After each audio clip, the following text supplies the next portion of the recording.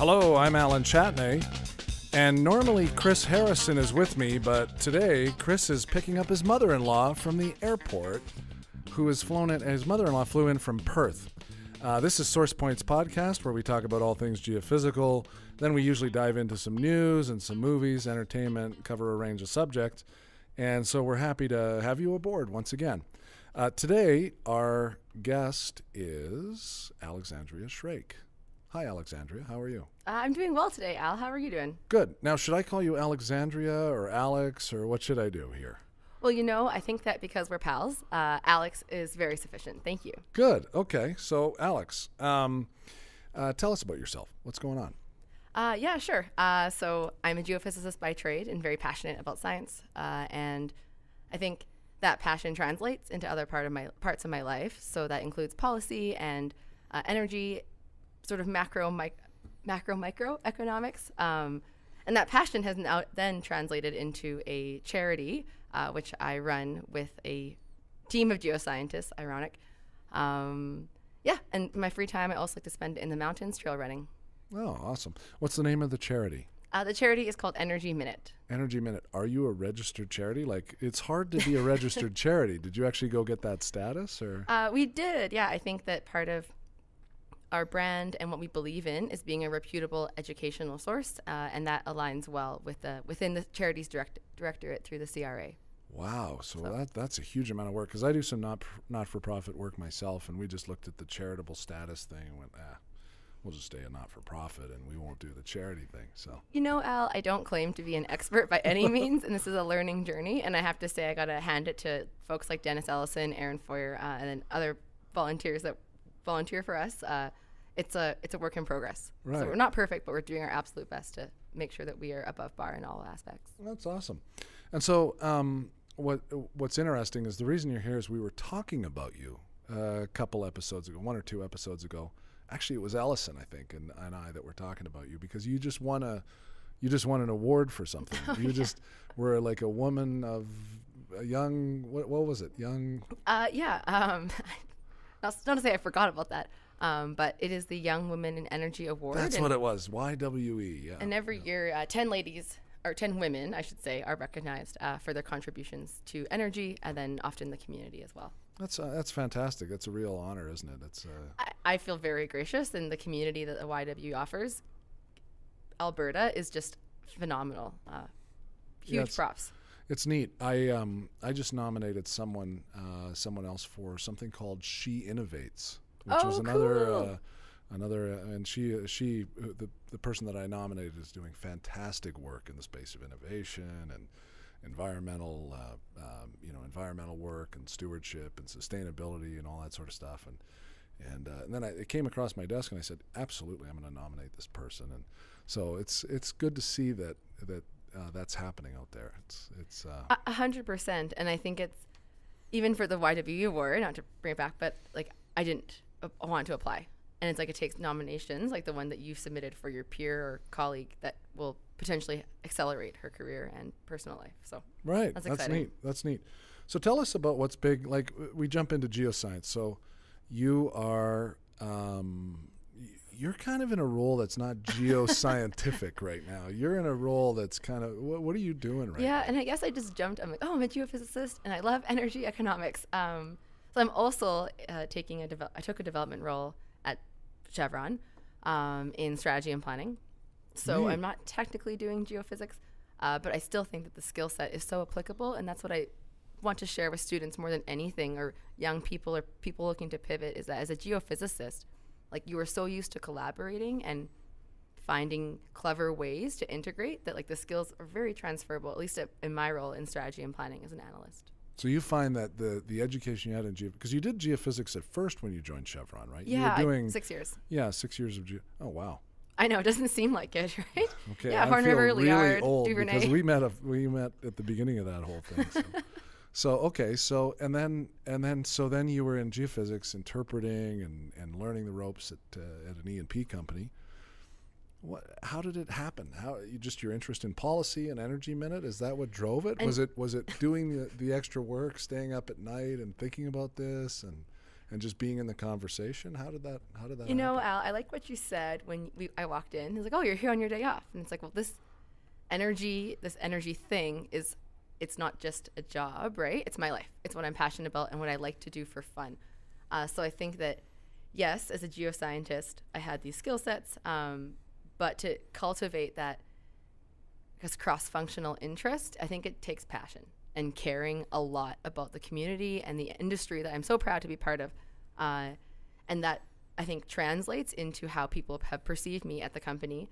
And actually, it was one of not my manager, but a sort of a high-level manager who asked me to apply for the role in strategy and planning. I never would have applied on my own, which is ironic as a woman who champions other women advocating for themselves. Like, I did not advocate for myself. So I think that was a really fun little learning moment for me. And I guess I should also say that these views are, of course, my own and do not reflect my company. I just want to make that totally transparent. Yeah, we can actually put up a disclaimer okay, if perfect. you want. Don't need to say that. Like, yeah, these are always personal views, and we get that. So and I know companies are sensitive to this stuff. Like, that's what I read on the social internet. media.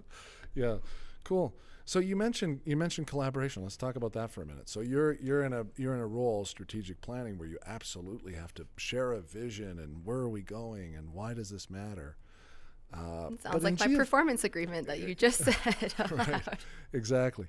But in geophysics, collaboration's different, right? Like it's more technical in nature, isn't it? Or is it's not in the vision sharing thing? I would respectfully, refute that, and I'm sure as you would. You don't have to be respectful. You can just slam me. This is a podcast. Alan, and I think the classic stereotype that we quote, air quoting, geophysicists have of ourselves is that we like to work in our office by ourselves, think deeply, which is fantastic. But all that work has to translate into something, which is a business decision, unless you're doing research, and then it's a paper. So in my journey, I had some peers that initially I was very resistant to working with them, and their style was that of, okay, you have worked for 5 days in your office. I have worked for 5 days in my office. Now what? You don't go to the team meeting with your manager or the person making your VPX and say, oh, well, she thinks this and I think this. It's like, no, you sit down together in the same office, mine or theirs, and work, and you make maps that you both decide on where those net pay lines are. You both decide on what the contours look like based on your technical work together. And if you disagree, you get another opinion, or you return back and do more work. Before the meeting. Before the meeting. Okay. Before you go into drilling decisions or with higher level management or DNC, especially because DNC, I don't even go down this path, but often they want to hear a simple, clear, decisive response. Engineers. How do I build it? How do I build this thing? They don't want to listen to you argue among yourselves. So to me, that was a huge learning. I really admire some of my colleagues who took that behavior and translated it onto me, because to me that's true collaboration, is where you sit, you disagree, you argue respectfully, and then you come away with a better product. And that's kind of why. And you learn from each other. That collaboration. Yes. What's interesting in what you just said is you're talking about collaboration, but you're also talking about disagreement. Mm-hmm. You're saying, okay, we're collaborating, but actually you're wrong. Or maybe I'm wrong. How does that work? I think the hope would be that as physicists or geoscientists or as scientists, that we are logical creatures. And that we can bring that logic to the table. And even perhaps when there is that emotional response, I think it's a fair thing to say, hey, is that grounded in logic, or what's going on? And to have empathy when you have these conflicts, because I think that's very important. It's not about who's louder or who has a prettier map. It's about having a conversation and bringing logic to the table as scientists. And so to me, my hope, go ahead, sorry. But yeah, to dive in, and I'm sorry to cut you off. No, that's fine. You said you were talking about a scientific discussion where you have disagreement, and where's that based in, and what, it's not about the prettier maps. I get all that. But you also talked about, just there, you used a word that's very kind of unscientific, which was empathy for the other person's position. That doesn't sound like a science thing, having empathy for the other scientist. And I think that's what will distinguish the scientist of the future, or the leader of the future, is empathy. Because everyone, you hope you take your best foot forward every single day. That is the dream, right? Everyone wants to feel good every day, feel like they're contributing. But sometimes life circumstances doesn't allow for us to put our best foot forward. On a good day, we can be sort of more critical of each other, more logical, more fact-based. But then on those rougher days, which we all have, regardless of gender, in my opinion. Yeah, you're right. You're right about that. On those sort of rougher days, that's when you have the chance to be a leader among your peers and bring empathy to the table when perhaps you're trying to have a decision-based conversation and it's just not getting anywhere. I think that's on us as individual contributors to say, hey, why is this happening? Is this behavior typical of this person that I know and I work with every day? Because like it or not, like we spend more time with our colleagues than we do with our families often. Well, totally true. Totally true, yeah. So that's more of our waking hours. Yeah, anyway. let me rephrase that. Waking hours, yeah. Mm-hmm. Great point. Yeah, neat. Okay, so collaboration then, scientific collaboration, you're saying empathy plays a part in that. I've never heard that before. That's really interesting. Disagreement is essential, and I think, by the way, I've talked lots in lots of different theaters about scientific disagreement, right? And we're in a world today where in science, when you disagree on certain topics in science, you're kind of almost not allowed to, right? The science is settled. You get into that space in so much of our really political discourse where it's, references to science that are kind of not supposed to be questioned, when actually that's what science is about, is this space of collaboration, discussion. Somebody disagrees. Why are they disagreeing is kind of your empathetic question. Yeah, right? and I think you're kind of pivoting from how do we collaborate technically, or at least this is my interpretation of what you just said. What I was referring to was technical collaboration in a sort of confined, almost as a box. The box is the asset or the area you're trying to develop. The thing you're going to drill. The thing you're going to drill. Right. That's the box that I'm referring to. And I think what you're referring to is sort of the greater scientific realm. And my, response to that would be, how do we create space for people to have respectful dialogue? And that is what I think could be missing in what you're referring to when you have a plethora of observations that have turned sort of like data into information, into informing decisions. And then ultimately knowledge, right? And then ultimately knowledge. But that's a impact. technical thing in a box for a drilling decision, but it's just as big because the underlying thing, the thing we're saying that we're not saying is talking about climate, for example, right? So no matter whether it's, I have uncertainty about the subsurface and I'm going to use science to answer those uncertainties to inform an engineering setup for a well so that we can make money, or whether that's uncertainties around climate where I'm going to take in all kinds of data and information that is complex and chaotic and then try to make determinations about what the future holds. Those are it's only a matter of scale, I would say, is kind of my view. Yeah. Do you think it's different? Do you think it's different? That's an interesting point. Because as you were speaking, I'm like, oh, this is just like a reservoir engineering problem. When you look at EURs over time, like, okay, what's the well going to produce? It's a projection into the future, and we're always wrong. And are we a little bit wrong or a lot wrong? That's so I the guess question. This is I could say conundrum, but something that I speak with on my peers. Like when you observe the IPCC's projections out into the future, like when you go back to say 2007 or 2004, et cetera, like what do those projections look like to 2020? So I guess that's one way to approach it is like, well, how accurate we were before? How could we have tweaked our models to use data from the past to predict the present? So to me, that would be one avenue to approach to say, how can we have more predictive models of today? And I really like this talk that Chris Lipicki gave on climate. Is that modern? Chris Lipicki's with modern resources? Yeah, he just gave a talk at the Sheridan. He's given that talk a few times. It's a good one. I've never seen it live. And of course, like any speaker, it's awe and wonder live.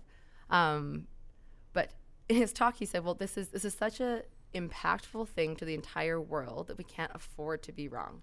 And I kind of, I guess maybe perhaps take a different view than yourself in that I think, although like any predictive model, we have issues with data reliability, or we have issues with perhaps like political interference, and then the outcomes of those, I guess, models impact global leaders everywhere.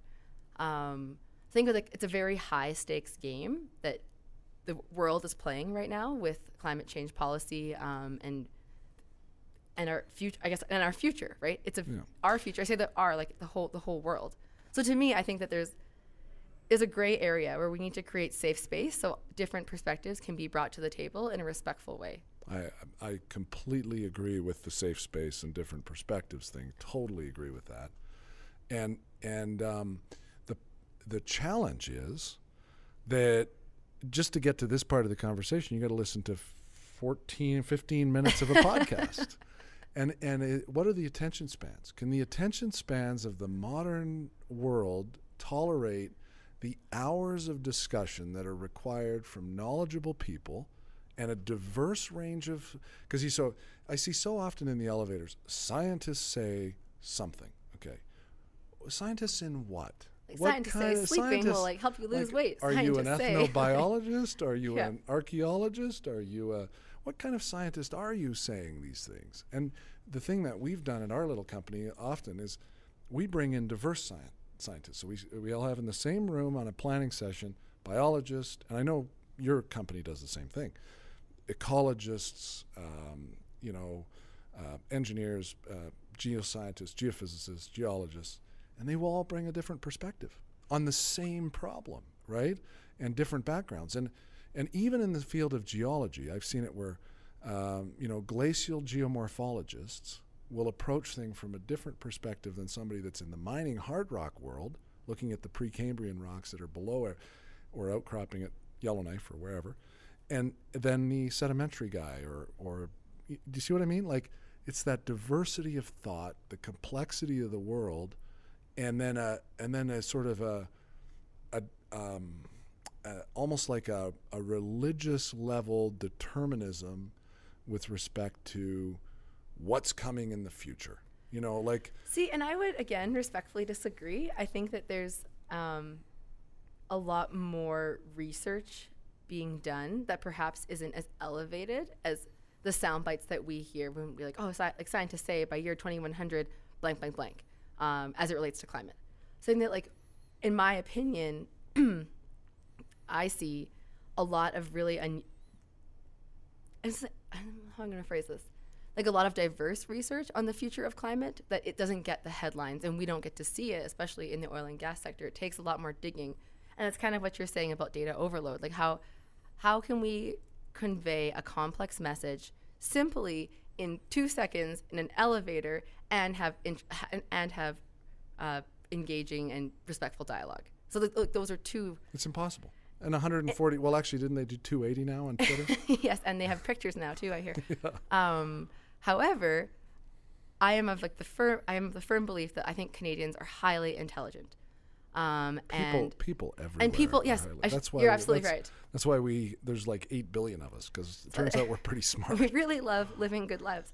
And I think keeping that as the backdrop, I think that as we sort of go, I mean, like any type of technology, it comes in cycles. Like you hit like the peak, and then it comes down, and then the next big thing comes. And what I would say is this information overload, sound bites, Snapchats, 2-second thoughts, I actually think are slowly going to die out as people sort of just get sick of the Facebooks and the social media overload that we have. Well, I think we're going to see it peter out. I can tell you anecdotally anyway, my 16-year-old son is off Facebook. He has deleted his account. He says, I hate the notification system. I'm done. I'm off. And he punched out. And I was like, and then I said, but have you seen Twitter? No, I'm off Twitter. Mm-hmm. Right? He does, I think, Instagram and something else. Anyway. Yeah. And that's, I think hopefully, my hope would be that we go and then we can create more space and time in our schedules to read and be thoughtful about what we say and consume. Right. Yeah. That's neat. So much of the world is complex, and I know that one of the things you wanted to talk about today was the world of microseismic. Yeah. Right? And so it's not the smoothest of segues that I just made, but if we don't move to it, we're not going to get to it. So what are you what's big in your world when it comes to microseismic? What's driving that? I think it's a little ironic. We go from global climate change models. We'll get back to it. I promise you we'll get back to it. We don't. We do not need to get back to it.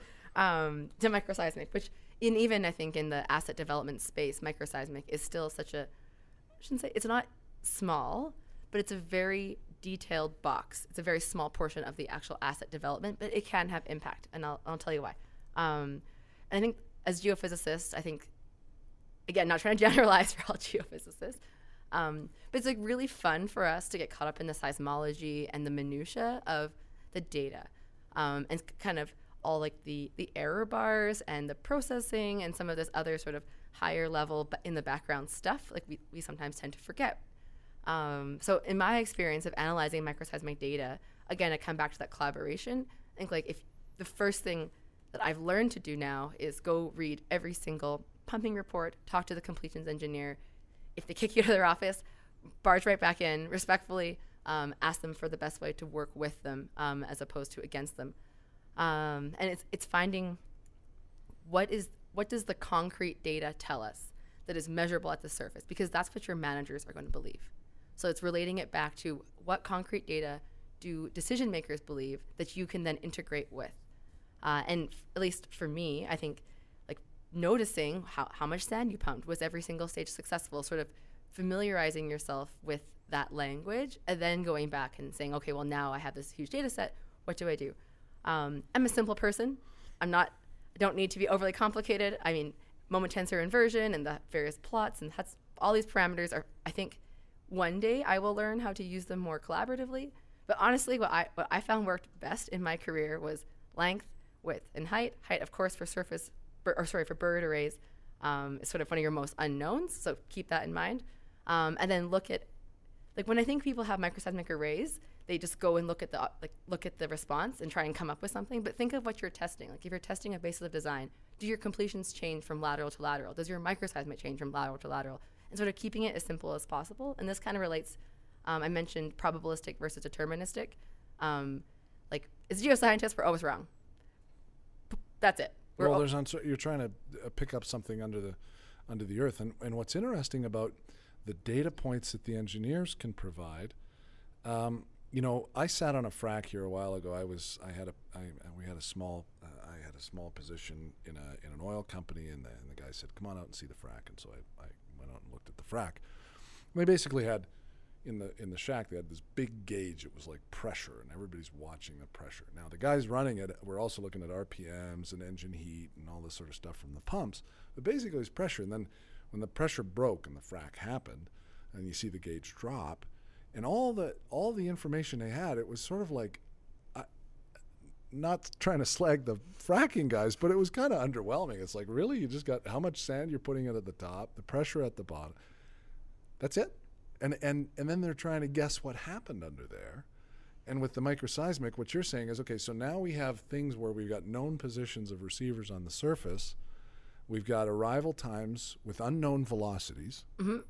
Like we can kind of guess at what the velocities are, and you're basically trying to solve for two unknowns with one known, and go, okay, so now what? And then connect that to engineering, right? And that's the exact problem. Yeah. Right. So how does this all fit together? And then you have a guy that maybe is like an engineer and just wants to go on to his next frac or her next frac, and you're in her office and. I don't have time for this, right? Maybe. I don't know. Yeah, and especially because if you don't run production logs, how are you supposed to know, like you have a variable microseismic response along your lateral, you don't have production logs, you're like, oh, that's an anomaly. Or like, oh, well, that maybe you have fewer events on one stage, but the well's a gangbuster. So then, like, oh, well, how are you going to relate these unknowns? We don't have production logs. It's like, well, in my opinion, you can look at microseismic on a lateral basis in a probabilistic way as opposed to deterministic. And that means taking your data by wellbore, and coming up with a range of outcomes, and then relating those wellbores back to production. And then you can then relate that back to geological changes, or perhaps something to do with the stress field if you have that kind of wellbore data. And it's not rocket science, but it's pretty close. It's pretty close. It might just be easier to launch a rocket and send it into space than do what you just talked about. It's pretty close to rocket science. I love going to the microseismic user group talks, and I just would want so badly for my geophysical compatriots to think of their audience. And it's not geophysicists when you're trying to pitch for data, whether it's seismic or whether it's a FMI log. Your audience isn't a geophysicist. Your audience that's is right. The audience is the user of the data, right? Like, right? Sorry. To make decisions. No, ahead. that's exactly it. It's the user of the data that makes decisions. It's the decision maker. Right. So. And how do you translate it and make it relevant? And that's a really good example. That's pretty cool. It's not perfect, but yeah. Best I got. As I listen to that, I'm sort of taken with, how much all of us have to learn, right? And it's sort of like in my career, what I've learned is that the more I learn, the more I realize how little I know. Like, it's sort of, this is my 31st year in the business. Okay. Oh, wow, Al. Yeah. So, and I started off at the bottom, and I worked my way to where I am. It's not the top yet. I'm still, for the record, I think it's the top. Okay. No, it's not the top. I got a ways to go. And the case in point is I'm always learning, right? And you go into this thing and you realize, I didn't know you used our data this way, or I didn't know that you could do this with our data, or that the Earth reacted this way or did this thing. And we're still learning stuff today about how best to acquire data. We're in the middle of that, and I think that oftentimes, complacency can set in. You start to think I know it all. And you can and an arrogance can come into you can start to think, oh yeah, no, we did that before, and I know how to do this. And so I don't know, have you seen that in your travels? I guess I'll just quickly flip this back on you. At least from what I observe, your organization Explor is kind of unconventional. And do you attribute that to you not necessarily coming into geophysics the conventional way? Oh, get your degree, work at an EMP, and then you are a geophysicist for life. Like how do you relate your sort of really unique workspace, and maybe you can talk about that a little bit, like with where you are today and sort of your background? Boy, that's an interesting question. So yeah, I had a really unconventional path, but I had my great fortune in my career was I always, and from the very outset, from the very first entry point I had into this industry, I had good mentors. Did you say source point? Not source point, entry point. And I always had good mentors. I had, from the beginning, I was a survey helper. I had a fantastic mentor as a survey guy. He sadly he's gone now, but and I had a sequence of mentors in a sequence that was important. And I don't exactly know how it happened. If it was just that I was looking for the things that were important, or if those people actually just magically fell into a sequence that was important. You make your own luck, I think. Yeah, you got to be good to be lucky. Yeah. So goes the saying. But I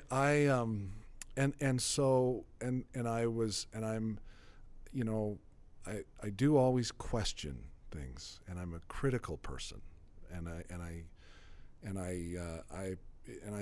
think that's science. That's what scientists are. They're always saying, well, why? Why would that be? And why don't we do this other thing? And why don't we try that? And so that's kind of what our little company's become about. And and I would say as well that one of the things we've seen is that as much as I hate socialism, the downturn. For the record, I do not hate socialism. Yeah. There are certain things where socialism works. Healthcare, education, some things, it works well. But broadly speaking, socialism's not a good deal. But the downturn, the self-inflicted downturn that we've seen these last couple of years, really has sharpened our senses. It's caused us to look for distill things to their essence, to say, what do we really need to do to make this thing go? How do we really dial this thing in and survive?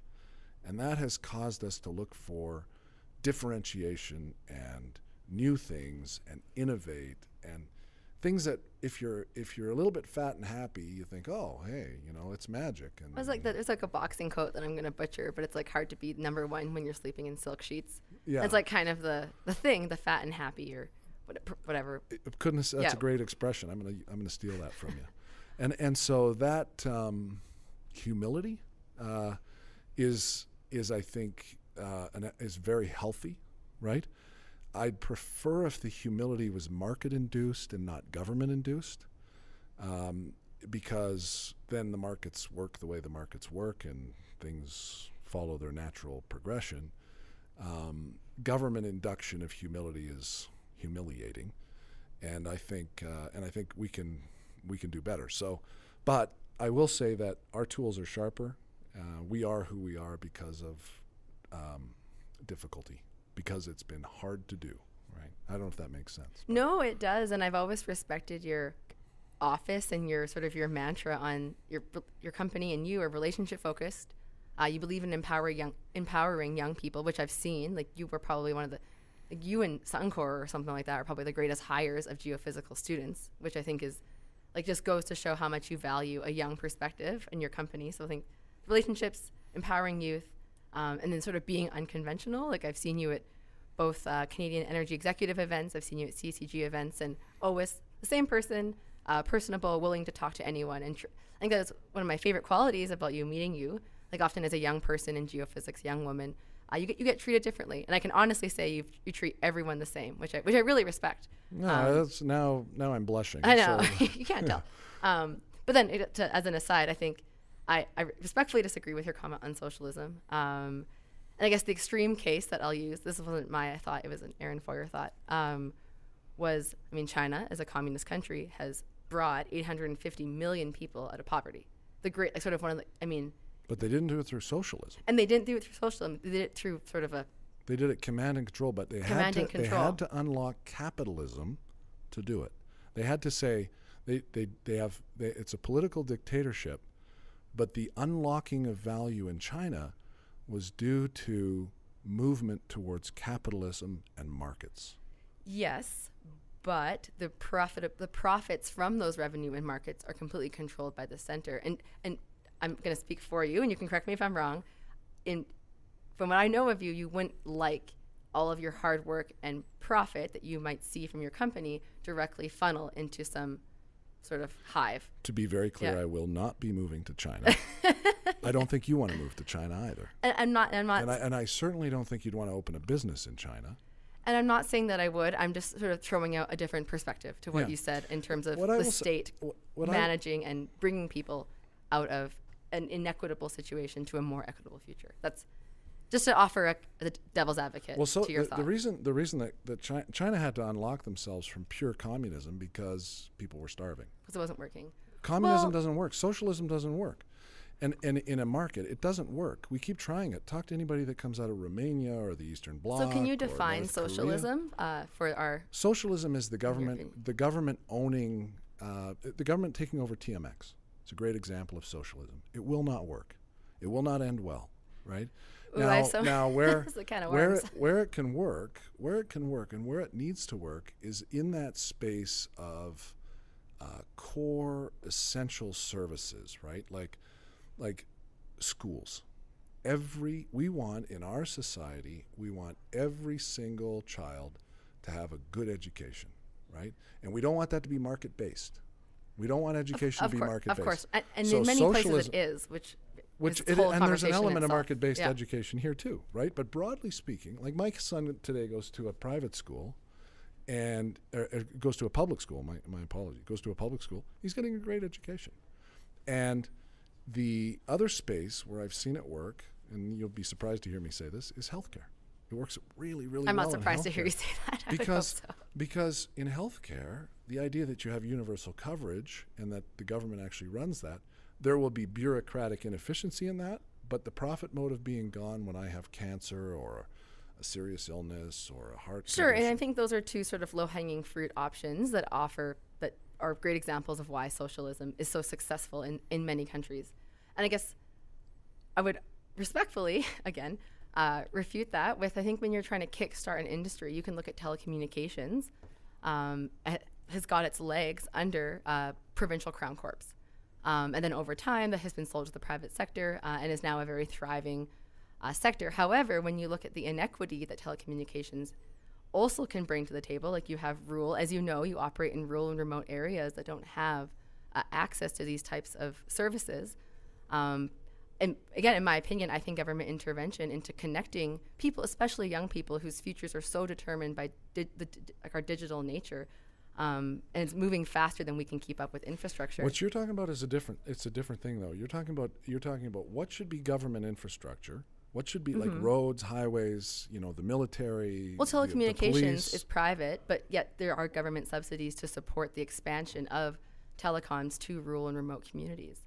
So to me, that's an example of government intervention, spending money that isn't going to be necessarily profitable, but to offer a more equitable future for people.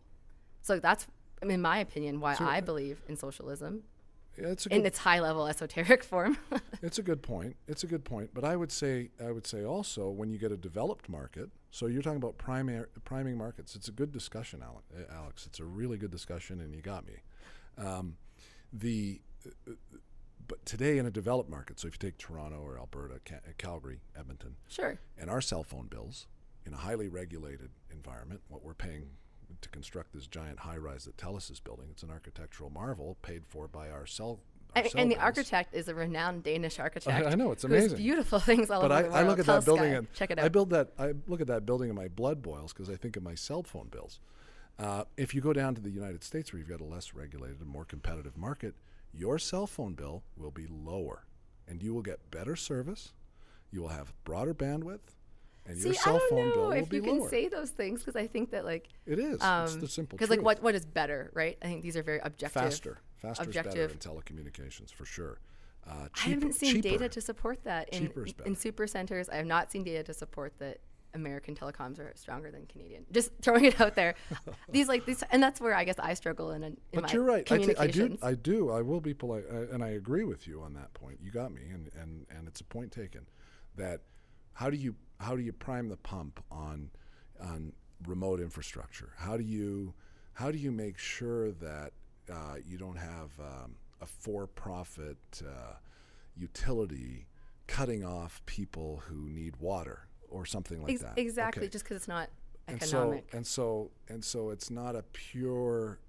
It's not what you're saying. It's the kind of the dialectic of the whole piece, right? You're saying it's not pure. It's not pure markets don't work in certain cases, but certainly, are you moving to Venezuela anytime soon? Is that happening? I don't think so, right? Well, and are you going to North Korea? You're going to go to North Korea? Venezuela is just such a complex. I mean, but as an extreme example, I'm just saying, take it to its extreme. So pure markets, no. Pure socialism, no. And I think what we have in Canada is something that has previously tended towards a balanced approach of an element of socialism and free markets, and right now we're seeing a strong movement to the left into socialism. See, and I think also we could talk for hours, but I see our next speakers are here. We have time. I don't have the same. I don't think the rate at which we are transitioning to I hate these objective terms, leftist. I don't think that the rate of government intervention in policy is as high as you think. But let me back this up for a second. I think in Alberta we have a very different perspective. And if you, I don't know if I mentioned this, but I was part of a nationwide policy program, and I got to connect. We talked about it, yeah. Yeah, very deeply with people from across the country and sort of learn to build bridges with people, find common ground that I was pushed sort of way beyond my aperture of comfort zone. So I think that in Alberta we have one narrative, and if you were to go, say, 50 kilometers north, that would be a slightly different narrative. You go 300 kilometers west, different narrative. So I think maybe our perception in Alberta is that government intervention in what is quote unquote the free market perhaps feels higher than it really is if you were to look objectively across all economic sectors. Does that make sense? And I mean, I'm with you on so many levels, though. The amount of political, how do I keep this classy, is pandering that people do in electoral cycles is just, it can. I think everyone can agree across all facets of life that is a very frustrating part of having a democracy. And I think I won't get philosophical on you. I'll leave it at that. No, it's good. It's good. I'm learning. I've learned a thing or two just now, and so that's great. That's great. And so, this is me being humble. Like I just learned. Thank you. That's good. And I learn from you every time I chat with you. That's good. And you gotta. But that's where this. You talk about political pandering and political correctness. and we have time. We're going to cut the news out and the movies. We'll just roll it up. By the way, if you could see it on TV, Alex just looked at her watch. So she's like, roll it up, wrap it up. But I think that's where political correctness gets us too, because it prevents us from having some sparks fly.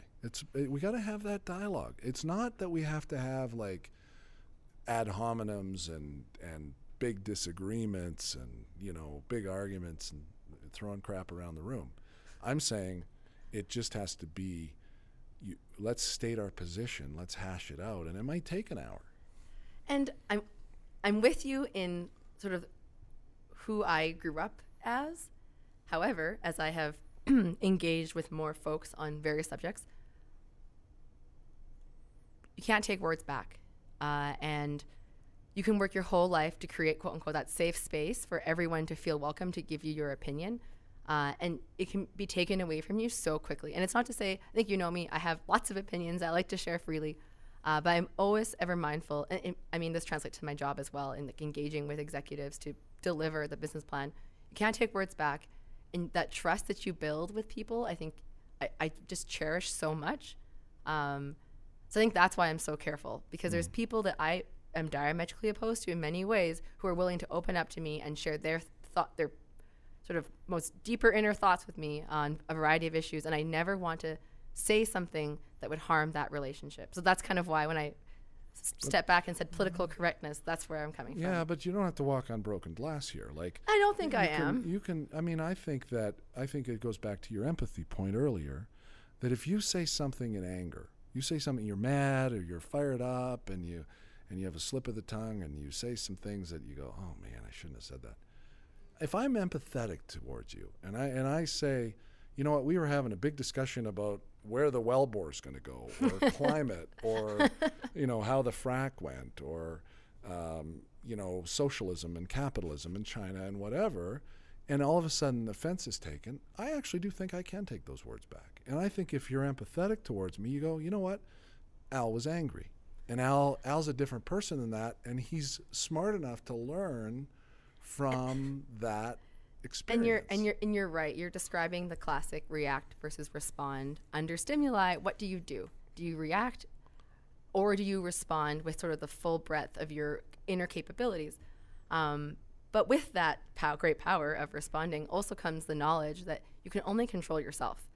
So I choose to act with empathy, but not everyone does. And my hope is that by leading by example, the peers and friends and people around me or who believe in me will also act with empathy.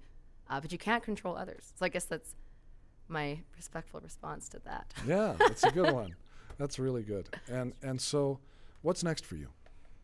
Oh, man. Well, I think I mentioned it before. Energy Minute is a charity, and we are fundraising. So we have an initiative, 100 donors giving $100. We will gladly issue you a tax receipt through our donate button on our website.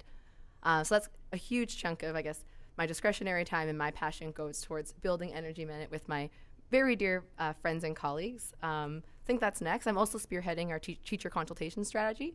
And I just get such a kick out of leading a consultation strategy.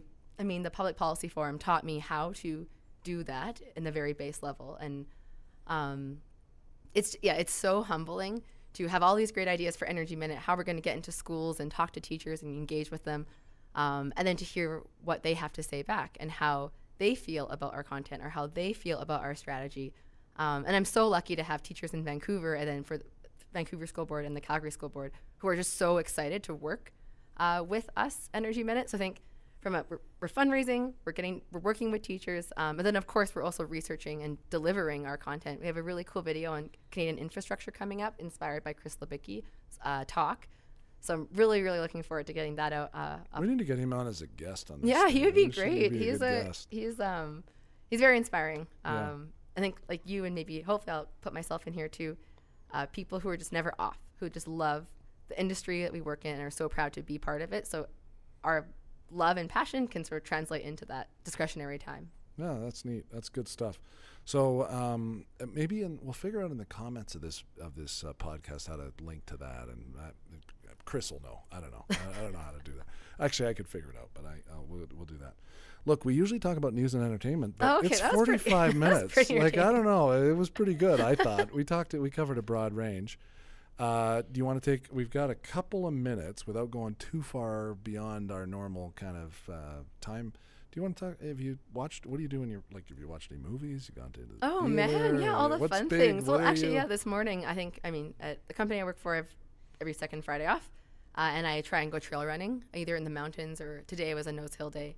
And get a 10 to 20 kilometer run in. Holy cow. Sometimes it's a little grueling and I'm like cold and by myself thinking, why am I out here? But I think it's just enjoying that discomfort and like enjoying working past it and then translating that into life. And I guess that's what really, any alone time that I get, I usually spend trail running. Right. And the endorphins at the end are that's your reward. Totally, yeah. It's when the pain stops and the joy of eating everything for the weekend. And, so I think that's a huge component. What else I do for fun? I mean, I'm a pretty social creature. I like to spend time with my family and my friends and just, and engage, right? Listen to their stories. And my good friend, I'll give her a shout out, Sinead. She works at the company I work for, and she described me as a connector, which is someone who just loves to listen and learn from others. I would describe you as a connector also. Oh, well, thanks. And it's because I like it. It's not because I am secretly trying to do something beyond our relationship. It's because I just love people. So, yeah, super cool. Well, that was that's 45, and I see a lineup of people waiting for us. Those are fans. Oh, wow. Those are our fans. We have groupies now. I don't know what's going on. But with that, I think we'll sign off. Hey, unless do you feel we've missed anything? Thank you so much, Al. You're so fun to chat with. That was a fantastic chat, and thanks for joining us. And we'll see you next time on Source Points Podcasts. Where is this thing? Oh, my goodness. Here. All right. Signing off. See you next time.